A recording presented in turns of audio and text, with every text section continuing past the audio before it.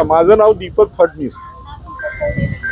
आम्ही DSKचा जो फ्रॉड झालेला आहे त्या ह्याच्यामधले पीडित गुंतवणूकदार आहोत। आमची एक असोसिएशन आहे, त्या असोसिएशनचं नाव आहे चैतन्य सेवाभावी संस्था।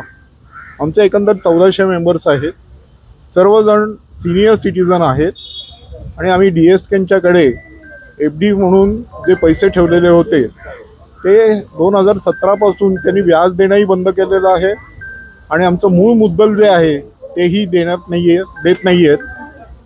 कोर्टामध्ये केसेस चालू असल्याकारणाने प्रत्येकजण ज्यांच्याकडे आम्ही अप्रोच होतो, राजकारणी लोकांकडे पर्टिक्युलरली, ते पहिल्यांदा म्हणतात की तुमचं प्रकरण हे न्यायप्रविष्ट आहे आणि दुसरी एक गोष्ट काय आहे की तुम्ही पैसे ठेवताना आम्हाला कुठे विचारलं होतं।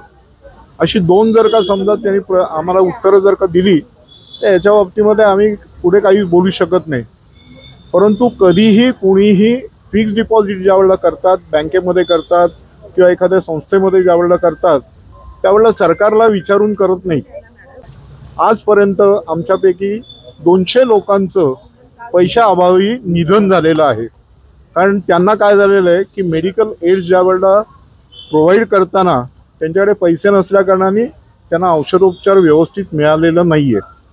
आम्ही प्रत्येक माणसाकडे जाऊन जिथे जिथं आम्हाला असं कळतं की बाबा इथं काहीतरी क्लू मिळू शकेल त्या ठिकाणी आम्ही जाऊन प्रयत्न करतो आहोत। 14 ऑगस्टलाही आम्ही याच ठिकाणी पत्रकार भवनमध्येच आम्ही वार्ताहर परिषद घेतलेली होती।